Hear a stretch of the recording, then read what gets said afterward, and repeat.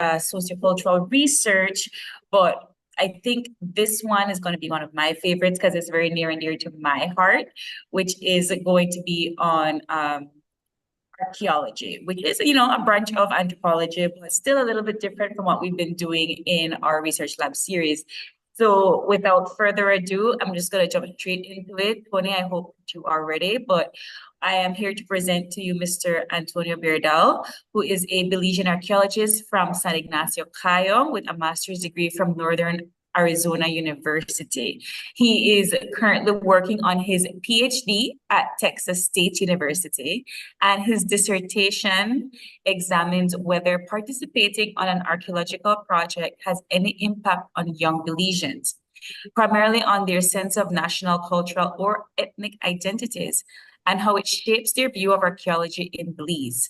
He has extensive experience working with young Belizean students and volunteers participating on archaeological excavations with the Belize Valley Archaeological Reconnaissance Project at site 𝐶𝐄𝐑, and most recently Lower Dover and the site of Yumkash on the Mopan Technical High School campus.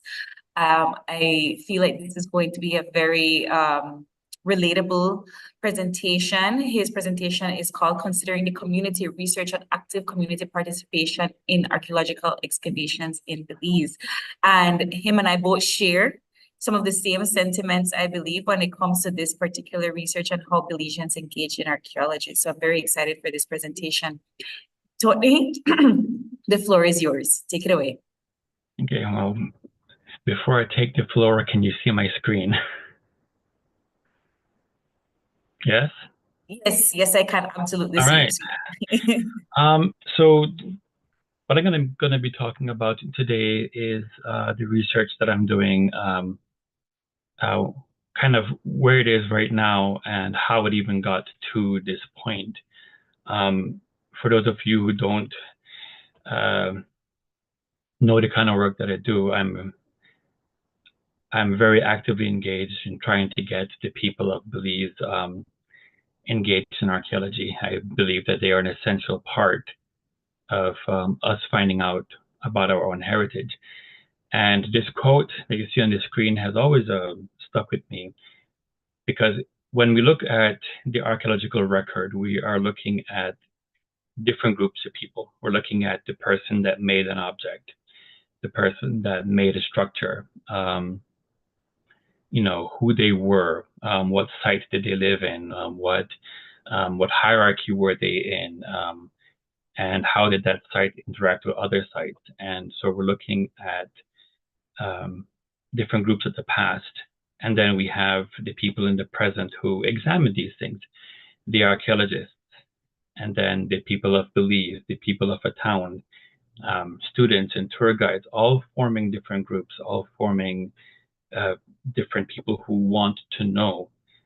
And it is not our job as archaeologists to always be telling them about the past, but it's important for us to help them find it out for themselves.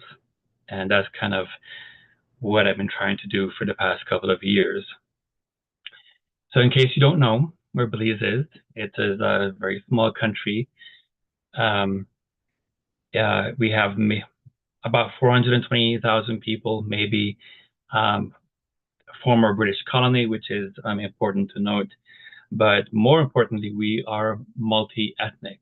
And being multi-ethnic and multicultural means that we also speak many, many different languages. And this kind of comes into play when we talk about cultural heritage and archaeological heritage and our cultural resources. And I think we've always tried to push this narrative in Belize that cultural heritage belongs to all of us, and thus it is important for all of us to be actively engaged and to help keep it safe. Primarily, my research focuses on Western Belize. I always wanted to do something larger scale throughout the entire country, but I remember Dr. Arwe telling me that I need to think realistically and to narrow the scope, which was a really, really good advice. So I'm looking at Western Belize, I'm looking at Cayo. And Cayo is important not just because of the major towns that we have there. We have That's where the seat of �NICH is, the seat of administration, and it's where most of the archaeological reserves in Belize tend to be, especially some of the most well-known ones, 𝐶𝐿𝐂, 𝐶𝐿PECH, and ATM. So my research sets out to examine two questions in particular. When young people take part on an archaeological project, does it change how they feel about themselves culturally? Does it change how they view their cultural identity? And does it change how they interact with our shared Belizean cultural heritage? And do they have any relation to the archaeological past at all? Because I've heard stories in the past from some of my past students, but with this, I want to document this academically. So, as with all research projects in anthropology, you have to talk about the different theories that you use and the frameworks, and I will be talking about some of them here today. The first one being the decolonization or the post-colonial. This is important not just because Belize was a British colony, but Belizean archaeology largely is done through a Western lens, through Western thought. And even in the past, the history of archaeology has been done with some methods that have left a stigma of mistrust for archaeology still today. When we look at how we study the impacts of Belize being a colony, we have to look at the power dynamics that still exist in Belize, and we have to look at the forms of oppression that still carry on. We are an independent country, but inequality is still present. When it comes to archaeology, there is still an us and them. There is, you have the archaeologists, then you have the Belizeans, and that is a very distinct line, whether we want to acknowledge that that is true or not. That line is present. So, but I don't want to just take these theories and apply them to Belizean archaeology just totally, because that won't work. So what I'm trying to figure out is, how do we fit these frameworks into the Belizean culture, into Belizean archaeology, and see how they differ from how these frameworks are implemented elsewhere in different countries. One of the reasons why I talk about a negative stigma still being in Belize is because of the history of how archaeology was practiced in the past. Many people who are archaeological enthusiasts and tour guides and some students know who Thomas Gann is, and some of the methods that he may have used for conducting his investigations. And not just him, but other people who came to Belize on behalf of their institutions, such as the British Museum, the Royal Ontario Museum, coming to Belize not really to do archaeological investigations, but to secure monuments and antiquities to be taken back for their museums. And in some parts of the country, there are Belizeans who think that this is still common practice. That's no longer the case, at least I would hope not, but this negative stigma still remains. So when we talk about trying to decolonize archaeology, we're looking at the power structures that still exist and how we can de-link ourselves from those imposed ideologies, how we can change how we think and how we speak and how we live. And this has to come largely from the archaeologists themselves, how they change, how they interact with the people, how they can change the language they use to interact with Belizean people, and not just gatekeeping archaeology by keeping it strictly academic. I've spoken about this many times, where when people give archaeological presentations, they still use a lot of jargon, sometimes forgetting that they're not talking to an academic audience, and that when they publish these things, they do the same thing. So we, as archaeologists, need to de-link our practices from these ideologies that impose, these restrictions.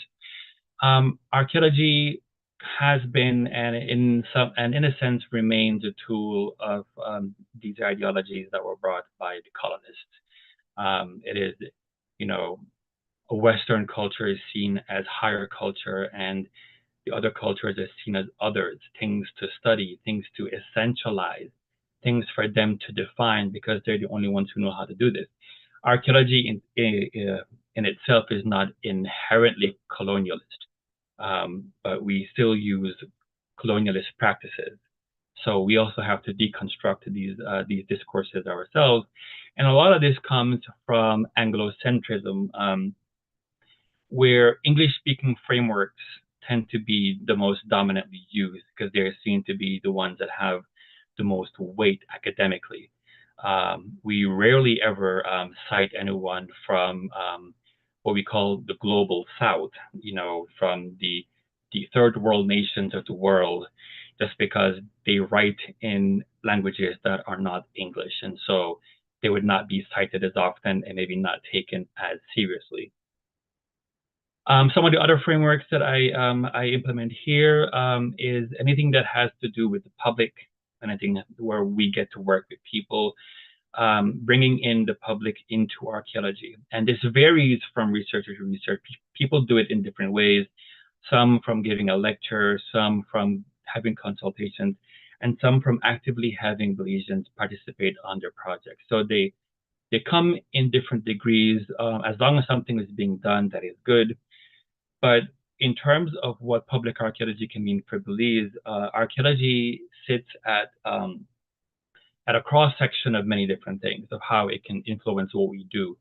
Not only the policies, but education, politics, how we view ourselves ethnically, national identity, the laws that we have, and tourism. Tourism is very important because archaeology and the archaeological sites bring in a lot of money for Belize, and sometimes people might see that that is the only value that archaeological sites and archaeology has for Belize, and in some cases, it's the only knowledge that some Belizeans have of these sites, which is quite disheartening. And when it comes to how we work along with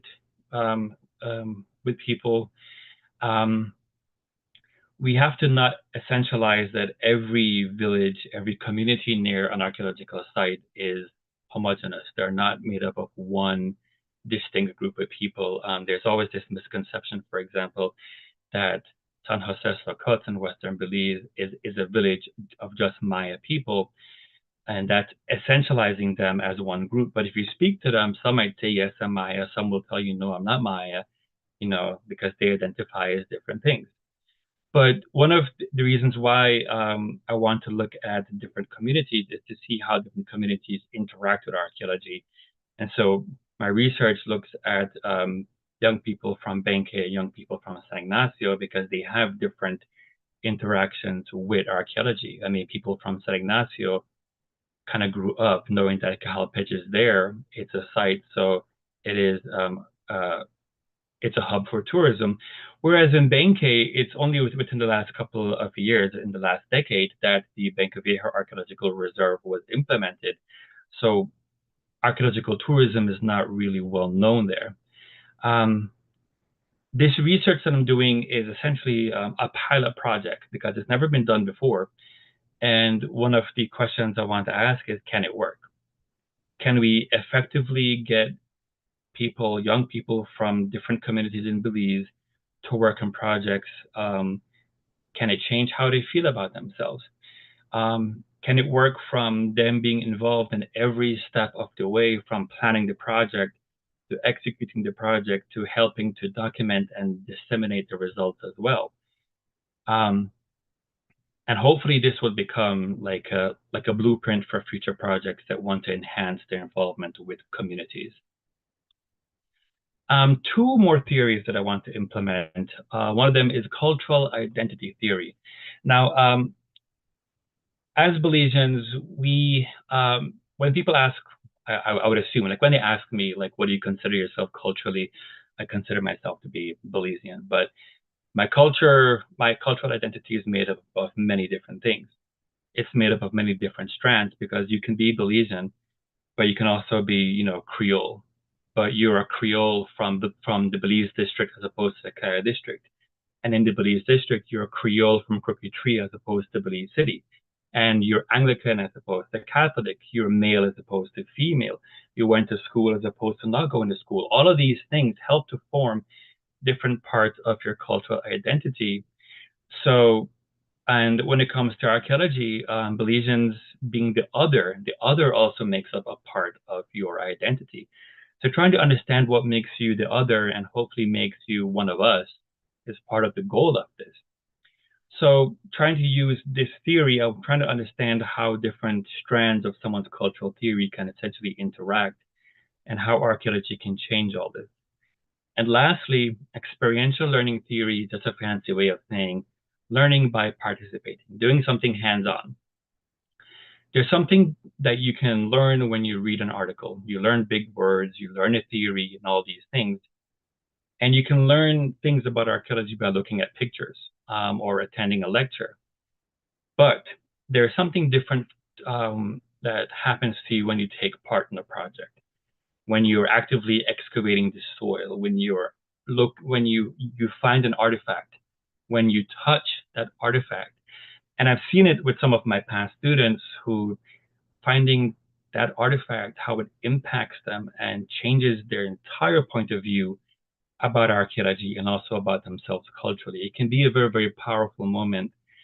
Even having in the past bringing some of my students to tears because they have found something that was made thousands of years ago.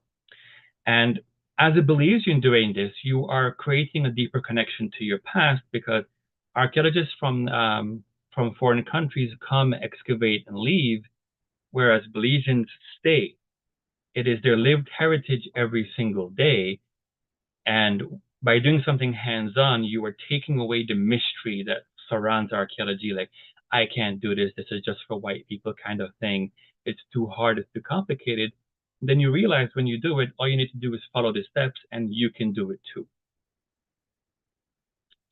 So in terms of some previous research in this area, 𝐍𝐈𝐂𝐇-𝐈𝐒 has looked at how archaeology can inform education in the past, primarily by looking at one project, the 𝐍𝐈𝐂 Archaeological Project, and the work that they did in Crooked Tree and Biscayne, looking at two Creole communities that are nearby a Maya site. So she focused on how education and outreach initiatives can be implemented into classrooms by working along with teachers, and also how having a project near your village, like, does it change how the local people feel about archaeology? And later on, also in Crooked Tree, my colleagues Ellie Harrison-Buck and Sarah Clark-Vivier also doing work in Crooked Tree. And in this case, it was different because they weren't looking only at Maya archaeology, but archaeology that dated back 11,500 BC right up to the coming of the English and the Spanish, and eventually the Creoles who settled there. And this project resulted in the forming of the Crooked Tree Museum and Cultural Heritage Center, which came about from collaborating with the people, from Crooked Tree. They're the ones who came forth with their stories. They're the ones who brought artifacts. They're the ones who told the archaeologists essentially where to dig. You know, there was a school here, so-and-so lived there. Here's the map from 18 whenever, that's where it is. And then they would dig, and then, you know, you realize that oral stories and oral traditions can be an effective part of an archaeological project. But in terms of how it got started for me, and my previous research in this goes back to 𝐶𝐻LPECH in the late 2010s, working in Plaza G and getting ready to start my master's degree. And Dr. Awe, who was my advisor, came by and was trying to ask me what I was interested in doing for my master's research. And, you know, there's plenty of data in architecture and ceramics and all these things. And I guess he could see that I was not, you know, like, my interest wasn't piqued. And I told him, I don't care about these things. They don't interest me. And so he was like, well, then what do you want to do? And I looked down in this big open pit, and, you know, there were some Belizean young people in there digging, working together. And I told them, I want to understand them. I want to understand their process and their thinking and their interaction with archaeology. And it was these young Belizeans who essentially inspired my work, whether they were hired to work, whether they came by as volunteers. They were the ones who pushed my work further because I wanted to understand their experience in this. And in the end, realizing that we all have different backgrounds, that we all have different cultures and different ages, but we managed to work together to uncover our own history and our own past. And I thought this was pretty magical. So why not turn this into something that I can do for research? So I ended up doing that for my master's thesis, looking at public archaeology and heritage management in Belize, and highlighted the things that were successful, but also where we had our shortcomings. And in this case, looking not only at the different cultural heritage managers in Belize, such as Institute of Archaeology, IICR, Museum of Belize, but also the projects that are there, my past students, and try to form something that people can look at and say, here's what's working, here's what hasn't worked and why, here's where we can improve. So, and this kind of kickstarted me to want to do more, because talking to some of my colleagues from niche helped me realize that there's a lot of things that we misunderstand. My colleague Sylvia said, we seem to think that because we are archaeologists or we're the IA, that people care about what we want to say when we give lectures. We just go in and say, we're going to talk about a topic, you will sit and learn, but we're not really collaborating with them and ask them, what are you interested in? What do you want to know about? And it's important to know about these things, because if we want people to take stewardship of their heritage, they have to be informed as to what they're taking ownership of. How can they be involved in something if they don't understand it? If they can't understand that they have ownership of this too? We should make them want to learn by, asking them, what is it that you want to learn? How can we make it more inclusive for you? So I began by talking to some of my previous students. You can see some of them on screen. They were, these are my sources. There were any articles to cite. I went right to, the horse's mouth, so to speak, to get what they wanted to say. And some interesting themes began to emerge as I spoke to them. The lack of knowledge of archaeology in Belize, not knowing about projects, not knowing about the sites that exist, the lack of visibility, that we only see foreigners in these roles of supervisors, of them being the other. But it wasn't all bad, because I got to realize that they felt a deeper connection to their history and culture. And by working with these projects, you get to understand that you have a deeper responsibility for keeping these things safe. And you have a pride in your cultural heritage. So when we do these projects, we have to understand that we want to talk about how these things are successful, which is great. But we also have to look at the negative aspects of what's happening. And a lot of case studies that come out that deal with community archaeology always celebrates the wonderful things. They rarely ever talk about what is wrong, what didn't work, And so what I want my research to be is to be essentially an honest audit of how this project works. If it didn't work, I want to know why. What were we doing wrong? What were we taking for granted? What did we not consider? Because until we show the failures, then people will not be able to learn from our failures and to not do them when they do their own projects. When it comes to the lack of knowledge of archaeology in Belize, there are many things that some of our young people don't understand. They don't know about the projects. They don't know that they can get involved. Sometimes they don't even know that this is an option until they get to university. Some of them have no knowledge of archaeology beyond tourism and the fact that archaeology makes money. Or as one of my colleagues put it, I thought it was all dug up. A lot of the sites are looted, yes, but not, they haven't been subject to actual archaeological investigation. When it comes to lack of visibility, once again, how do we see archaeology in Belize? On social media, in magazines.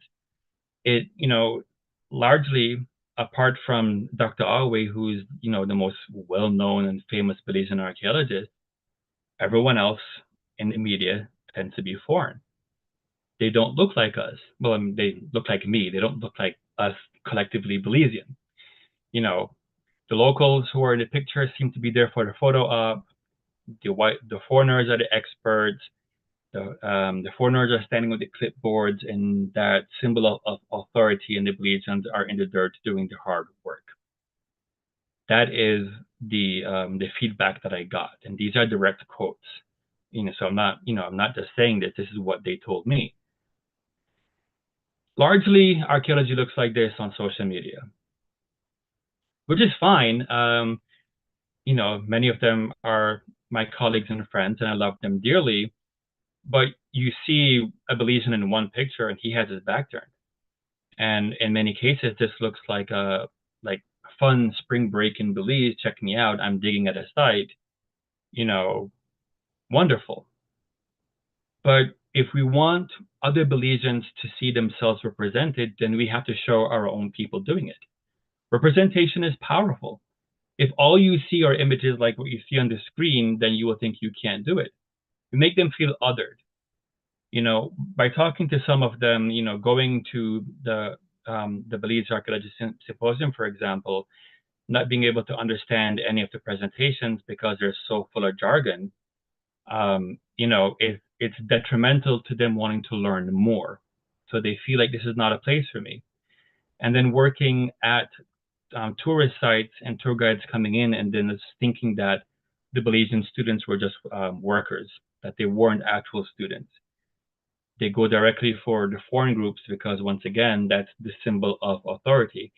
These things have a negative impact on our young people by making them feel like they don't belong and no one takes them seriously as archaeologists.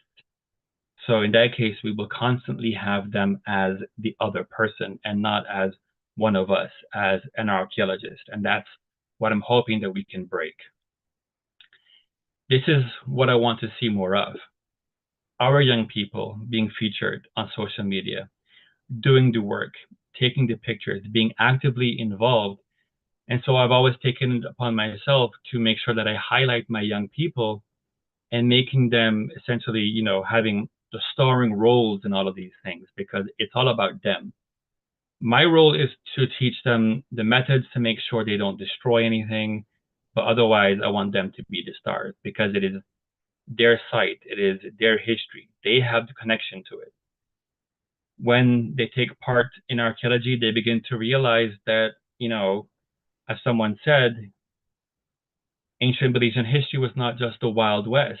There was a rich cultural heritage here. There were cities, and there was language, and there was religion, and there was all these things going on, that is not very different from how we live now. So you try to make the connection of the people in the past to how you live today. They were also very adamant in saying that Belizeans should be involved in telling their own history, and that we have to play active roles in breaking down those established barriers and to uplift our people with better representation. Or in other words, we got to knock down the gate that gatekeeps archaeology.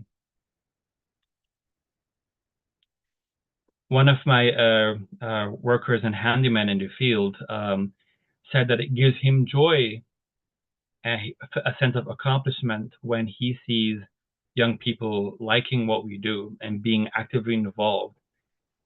And it's important for us because we have a deeper connection to what we're digging. And one of the most powerful reasons why is a very personal story from one of my former students, Celine. She came to work with me in Anchorage as I think it was natural sciences. It wasn't even anthropology or archaeology. And to be honest, she hated archaeology, the dirt and the dust. But one day she found an item and we cleaned it together, and there was a spindle whorl. an item that the ancient Maya women used for weaving, and it made such an impact on her. And she told me that she has internalized her own stigma about being Maya, coming from the South, and how she felt about herself. But this one object made her rethink her entire perspective on her culture, on her history. That's why, being a part of these things is important. Another one of my former students and favorite people, Akira, being a part of a project helped her understand herself, because then she would go back to, her grandmother and ask about stories of the past, of her culture. And to be able to find these things and understand that they were her ancestors who made these things, these moments are powerful. And these things should be documented beyond the case study. We have to change how we view things academically and what we view as academically important. And if we want to push community archaeology and the importance of it, then we have to understand what the community feels. When people work on these projects, you help them to get a sense of responsibility to keep these things safe. They're the ones who will stop people from scratching on the walls or from throwing their garbage about at these sites, because they have a sense of connection to these places. They're the ones who will take this message home to their families. And talking to all of them over the years and documenting these in interviews has helped me understand why I wanted to continue my research in community engagement, to increase their voices in how we do archaeology and to give them better representation, because I wanted to empower them beyond just being volunteers, beyond just being there to move dirt. How would they function in greater roles of responsibility in producing archaeological knowledge? And this goes a long way beyond just tourism. And if we look at what archaeology has done for Belize, we look at things like cultural revitalization, for example. People are creating art. This is their livelihood. All of this coming from archaeological research. And, I feel so, there's a sense of pride when I see people using something ancient like the glyphs, like these icons, and creating modern art from it, and essentially reclaiming a part of their own heritage. But still, there's more work to do. We have a lot of work to do. A lot of Belizeans, when they think about archaeology, this is what they see, because this is all they know. They went on a field trip as a kid. They see these things on TV, maybe. I'm not sure how many of them they have visited, but many people don't know that there are so many more sites out there all across the country, hidden under jungles and under the sands and under the sea and inside caves. And all the ones that you see on the screen have been subject to archaeological research. But how many people know that beyond archaeologists, beyond the enthusiasts, beyond tour guides? We see, this is what we see in Belizean archaeology, the work, we see the artifacts, we see the LiDAR. And while this is great, we definitely want these projects to be in Belize to help us uncover more of our history and our heritage. A lot of it is done so that they can, get their names out there and build their careers. It's about getting published. It's about getting tenure. It's about being cited.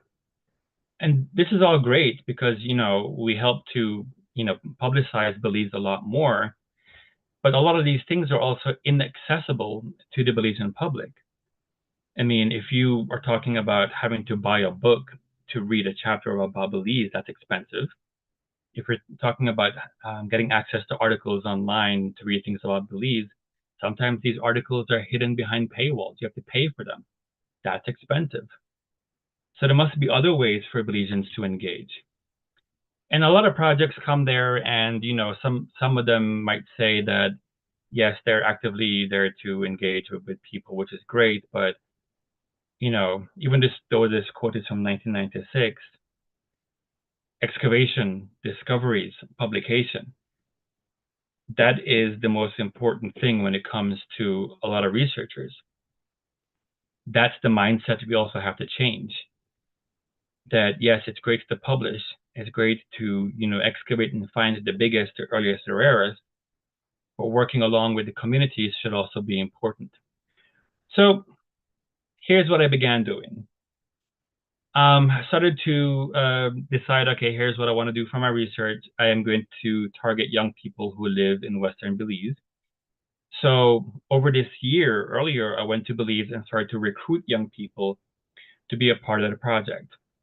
Well, after I got my permits and permissions, thank you IICR and thank you BVAR.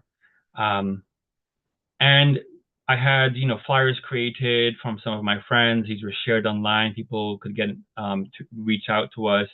I went to high schools and junior colleges in San Ignacio and in Benquefiel del Carmen to talk about the projects that we're going to do, what was going to be expected of them, and trying to look at young people, especially those who study social studies, history, or tourism, because I figured they may have a deeper connection to this.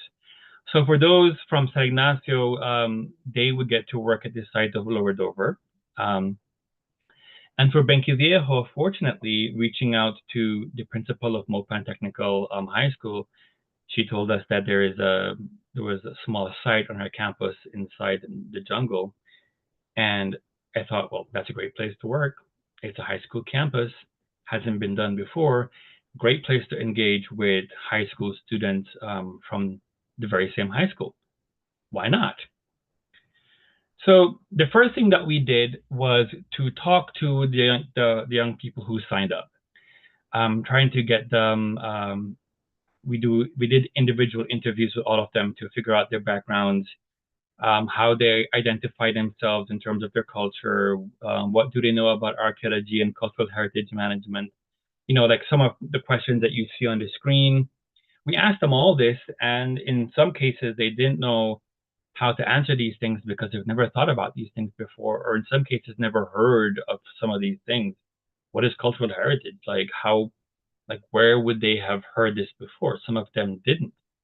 But that's important because then now we know what they don't know and how we can change this. We also then did a focus group where we brought them together and asked them what they expected from the project, what kind of concerns they have. We asked them the same questions that we did in the individual interviews and see if they would feed off each other based on the responses that they got. All of this was recorded and documented, and this will all form part of my data, which I'll get to in a bit. Then the actual hands-on experience where they get to actually excavate. We had multiple units opened. They learned how to open up units, how to take depth measurements, how to process artifacts that we found from the washing, counting, identifying.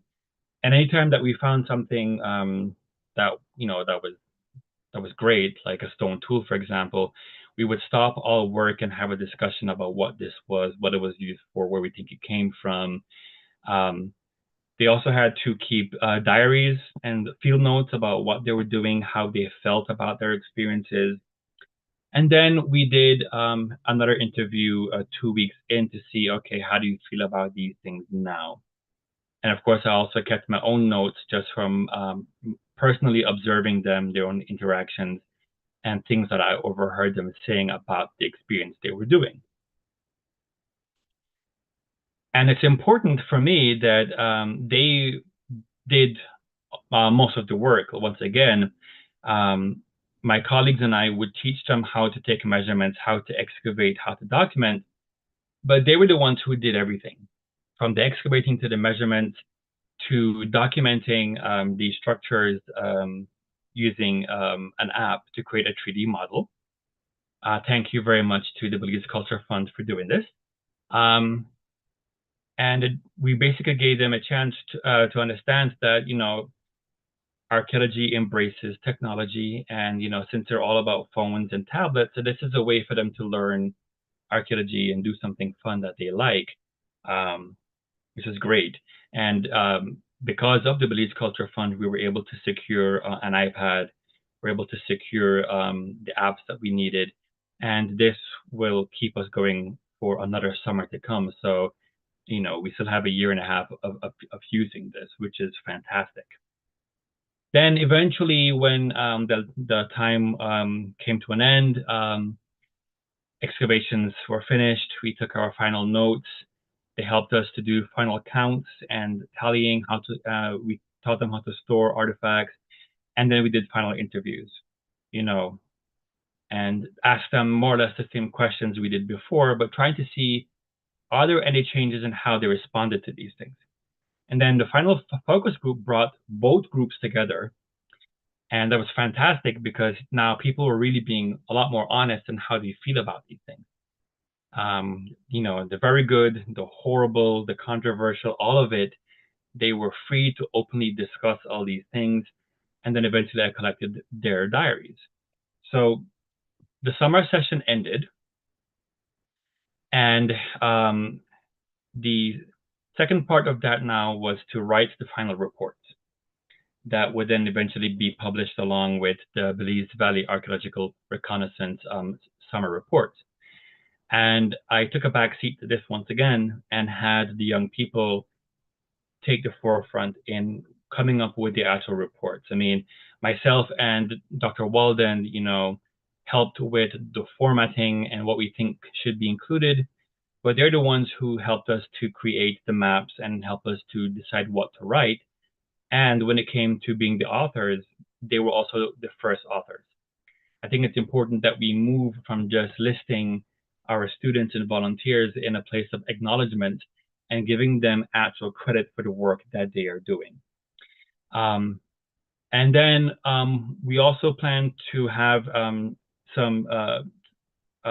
we plan to talk about what we did to the people of 𝐍𝐈𝐂𝐇 and St. Ignace. It was supposed to happen last week, but Tropical Storm Sarah came in and changed all those plans. It's going to be postponed, but the people who worked in 𝐍𝐈𝐂𝐇 will present at the 𝐍𝐈𝐂𝐇 House of Culture, the ones from St. Ignace at the St. Ignace House of Culture or the Welcome Center, to present what they feel, what they found out, what they learned, so that Belizeans can see Belizeans giving archaeological presentations.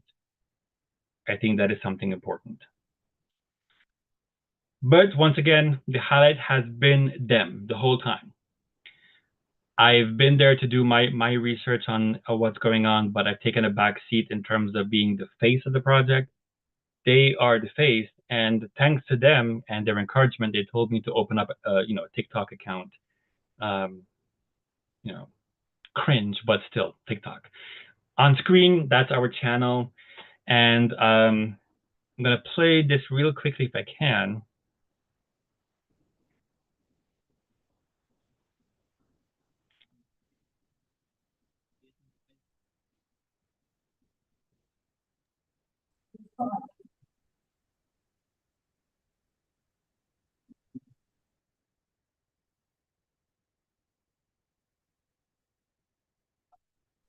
We're not getting audio, Anton.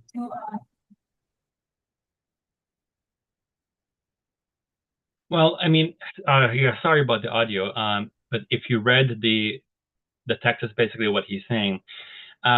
Tristan came to me as a volunteer and stayed for the entire 2 sessions. This video right now stands at 66,000 views. So for a little Belizean video, it's pretty impressive. And this helped us to get more publicity for the project. And then young people were asking us, how can I be involved? Because they're seeing someone that looks and sounds like them doing the work. And I think this has a very, very powerful impact. So how then am I going to analyze all my data? Because my data is not coming from the sites or soil or ceramics. So I'm going to essentially compile all the text from the interviews, the focus groups, the diaries, and then go through them and look for different themes that come up. Heritage, history, archaeological sites, foreigners, Belize, Maya, whatever. And then see how they come up in terms of frequencies. Did the frequency change before and after participation? Was it more said in people from St. Ignacio versus those from 𝐍𝐈𝐂𝐇? You know, are certain themes absent in among certain people, and why? And then this essentially will form the my data for my research. This is what I'm going to interpret. Now, in terms of why it's important, intellectually, not many people have done this kind of work. Any kind of previous research has been done by foreigners in Belize, except for my master's thesis. So I'm trying to change that. And having a Belizean do this is important because we understand our culture a little bit better than someone from outside, because we understand our cultural nuances. We understand, like, we know when someone is telling us what we want to hear, as opposed to telling us the truth, as opposed to when they have something more to say. So I think having a Belizean do this is important. And this might be the first project that is completely about full collaboration. I mean, not totally handing over the reins to the community, but in terms of what they get to do and how involved they are in the process. The results of this can help to provide insight for future projects coming to Belize about how they can work with the communities, what can work, what will not work, and why. And we'll also fill in the gaps about this kind of engagement work academically, because a lot of the academic publications about community engagement come mostly from the United States, Canada, Australia, and the UK, and not so much from Mesoamerica. And so we have a major gap to fill in, because culturally we are distinct from these regions.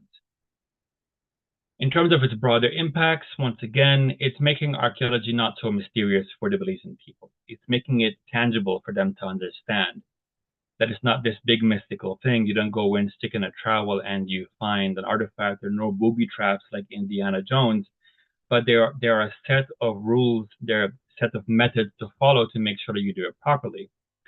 This way we can make it understandable and accessible.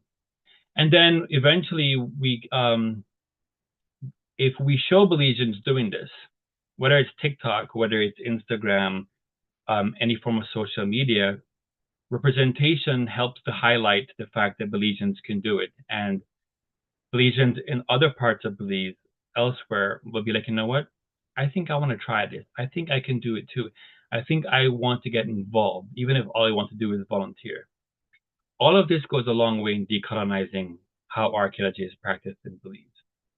And our form of decolonizing archaeology is simply breaking down the gate and increasing access for Belizeans, you know, to be involved in archaeology, and eventually helping other projects in Belize have a built-in public and community component, and not something that is just tacked on as a last-minute initiative. It's actually built into their research designs. But there are limitations, and it's something that I've come to recognize. One, this is very preliminary. So the methods that I'm choosing may not work, because no one's done it before. So there's no set direction in how this should happen. The results may show that there are no significant differences in how people, you know, view themselves, but we won't know. The sample is also small. Like, I would love to do the entire country, and someday, hopefully, I will. But what we have is a micro representation of Belize by only looking at Western Belize and extreme Western Belize in only Cayo and 𝐍𝐈𝐂𝐄𝐇. In terms of how we define Belizean heritage as well, the definition can be a bit broad. How we define our identities might be a bit broad, so this requires further development. And no one's done this. So I'm basically shooting in the dark to see, can this work or not? So, but there are things, you know, that I've already learned. Preliminary data coming out. Misconceptions of archaeology. Archaeology is method driven. You don't show up and just dig. You have to set up units. You have to take measurements. You know, what is cultural heritage? A lot of people don't know. You know, they might think, oh, well, it's stories I got from my grandparents, but not understanding that it goes beyond that, and that archaeological heritage is also part of our cultural heritage. They largely lack knowledge of the cultural heritage managers for Belize. They call everything niche, but they don't know specifically what the Institute of Archaeology is, or what ISCR is and what they do. They don't know these organizations exist. But I found that they want to learn. They want to be hands-on.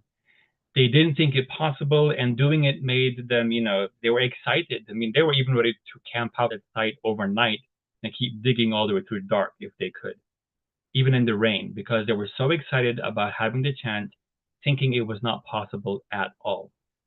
And having the discussions that we talked about, you know, it helped them to develop critical thinking. We were having discussion about ancient history and trade and ideology and things they were not thinking about before. And lastly, they felt that it was important that they were being represented, and that they felt a sense of pride in uncovering their own heritage, and hopefully that they can be the faces that will encourage other people to do it in the future. So, you know, thanking all the people I need to thank, from my colleagues at BVAR, especially Dr. Awe and Dr. Walden, for being so enthusiastic about my research. My good friends at Texas State, Jacob and Teddy, for funding Texas State graduate program, Dr. Jim Garber, the Belize Culture Fund for helping us get the tablet and the app for doing 3D scanning, the IA for, you know, they're the ones who opened the doors for me getting archaeological education in the first place, ISCR for granting me my permits and supporting my research, Ms. Jones from Mopan for hosting us, and the people of Belize and the young people for giving me something to constantly fight for. So thank you very much.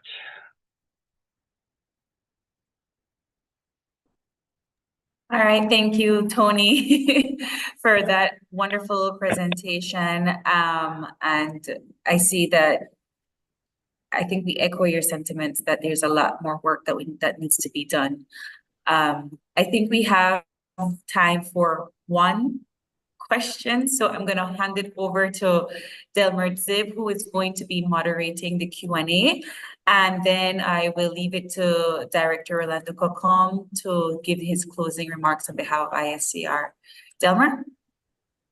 Good evening or good afternoon. I thank you, Antonio, for that very insightful presentation. I think that we are all experiencing, and to an extent we can relate to your the process that you just described, because I am in the history ambient as well, and we sort of experience very similar notions as it relates to how people perceive some of these fields and how they may understand or misunderstand in some cases the nature of what work we do. So this would like to open the forum for discussion or for questions. Just some notes. Please turn on your camera, state who you are, and then you can state your question to Mr. Berdal. Any questions? There is one in the chat, though. Oh, there is one in the chat. Okay, sorry.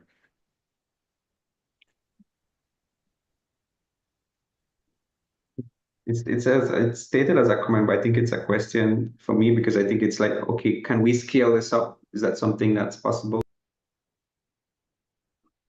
Okay, so it's from Wilson Alexander. That's a comment that you're mentioning? Okay, it reads, the government of Belize should make an effort to offer archaeology starting at least in secondary level education. That could be a great start. I agree. Could you perhaps make some comments on it as well? I think you've experience with Mopan Technical High School. I know as well that perhaps the secondary education does not include major components of archaeology. So perhaps you could share some remarks on that, how your research has provided some new insights on this particular topic. I think having something like archaeology starting at the secondary level would be a great idea. it can be included in a component on Belizean anthropology, where we talk about not just the archaeological part, but also the cultural part, the linguistic part. So we talk about all the facets that make up Belizean culture. We can essentially have an anthropology class that is designed from a Belizean point of view, focusing on Belizean cultures, and having the archaeological part with maybe like a, like a field component where they can actually go out and do some work. Working with the high schoolers from Mopan, it was very eye-opening because they have the drive, they have the spirit. What they don't have is the opportunity. And what we also don't have is the exposure to our own Belizean history like people do in other countries. I mean, here in the US, people take history from they're in elementary school right through, whereas how many of us in Belize can ever recall a class in Belizean history that, that wasn't an elective only for certain groups? There's a lot that we did not learn. I would like to, at some point, after I finish my program and I come back, to help develop greater programs in anthropology in certain parts of Belize to test if this can work, and to teach archaeology, because there's a lot that we don't tell people. We tell people here's 𝐍𝐈𝐂𝐇, it means place of fix, but they don't talk about the history of the people or the wars between the kings of Caracal with other kings, the rich dynamic history that is there. We touch very, very, very, very surface level, and I think we're doing our people a disservice by thinking that they can't handle more or are not interested to learn more. So, I mean, I think it would be fantastic to do something like anthropology and archaeology at the secondary level, like when you go into third form, for example. Thank you for that reflection. Any other questions, comments? We're open for comments as well. I see a few of my colleagues online, but I guess they're all hiding. Well, I perhaps should I have a question. I actually wanted your comment on one of the things that we are experiencing in history is the fact that the low interest in it or the low engagement with it is sort of a cycle, in the sense that because there's low research, we have limited resources, therefore the teaching of it is weak, therefore the students are not engaged in a proper way, therefore there's a lack of interest, and the cycle goes on. Do you think, or how do you think we can address this cycle, and as it relates to history and archaeology, because it's sort of relative, or I should say related fields, although history, some aspects of it is a part of the curriculum, archaeology is a little bit more distant from the curriculum in the secondary level. But what would you think, what would be a potential solution to this scenario? That is a very, very loaded question, Delmer. It is not easy to make history relatable, especially to people who live in a generation where the future is so exciting and dynamic. But one of the ways to get them to pay attention is for them to see themselves in the past. I spoke about my my student who hated archaeology, but finding that one artifact created the connection. Because I think we in history, we in archaeology, we are the ones that brought in that line between us and them. We are living now, they were in the past, they were so mysterious and different from us. Different how? They used to eat, they used to hunt, they used to wash, they used to cook. They have different ideology, different religions, but they used to build. They did the same things that we did, essentially. They had different pots, different artifacts, different languages, but we focus on just how the elites lived and forget that they also had regular poor people. So how we need to find ways to connect who we are now to who they were then. How can I see myself in what they did? And that is one way, because I've seen it work time and time again. We're doing something hands-on, and I think that's where the problem is, where hands-on activities work. Looking at a picture or reading an article is boring. And as someone who's read 3 or 4 million of them, they are boring. But the students, when they are doing something, even if they don't go out to dig, but they have something like a vessel in front of them or a stone tool, a knife, and you talk about what it was used for and who made it and why, it creates an impact. So, that's one way to start, I think. And I think because we don't offer it, because we don't have it as something compulsory, we have it as an elective, then people don't take it as important. I can take it or leave it. Okay, I won't do history. I'll learn some other elective instead, because you already have it in your head that history is boring. So we have done that disservice to ourselves by not making it something important for them to learn, because, as the system of education, we're like, you know what? We'll throw it into a little pellet, mix it in with Belizean studies, but not give it its own proper weight and respect that it deserves on its own. So, I mean, I think that's one thing. Let me see. I mean, then access to these things is also, you're right, Wilson. Things are expensive. I'm glad I had some funding for this summer to bring some people out and to have, sometimes food and have water and tools for people to work with. I mean, hopefully other projects are listening. We can start to create some kind of a fund for community engagement events. But I don't know, Delmar, I think to get people actively involved will take a lot of trial and error to see what can actually work. But unless we try something, we won't know what can actually work. I'm sorry if that didn't answer your question, fully. No, thank you. Thank you for your insights. So at this point, I will ask Rolando to share some closing remarks. I know that we are already a bit over time, but it was a very good engagement, and I think that the discussion continue. It's a start. It's a well, it has started from prior, but it needs to continue in different spaces and in different places. So thank you. Thank you, Delmer, and thank you, Antonio, for your presentation. And maybe I would want to just echo the positive feedback from that I'm seeing from Francisco Magana about him emphasizing that to him it was a great presentation, and that our local people do have a lot to contribute, and making sure that they are represented in archaeology and history is important. So I think his note about it being an excellent presentation is a good way for us to conclude. And Dominic Castellanos is also saying the same in the chat. Awesome presentation.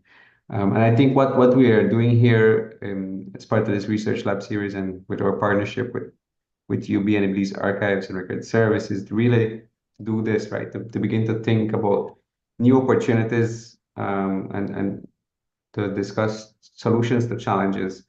And although we don't have all the answers, your work is already beginning to paint the picture that perhaps after school programs, summer programs, and these sorts of things that can be shared investments with archaeologists who come from abroad, but local institutions as well, and national institutions like NICH, could be a stepping stone or really a catalyst maybe to have more people interested in archaeology and promoting and ensuring safeguarding of this heritage that we share. So I want to just end by saying that thank you, and alert persons who will watch the recording of this that if you're doing research in Belize in the fields of history and social sciences, reach out to the NICH ISCR. We do have an application process to grant you a permit with the sole purpose that we can ensure that communities' research ethics and rights are respected, and that your research work remains in country for development. So with that said, thank you again very much, Antonio, and to all the persons joining us on the live recording and those who will join us after. Many thanks. Thank you.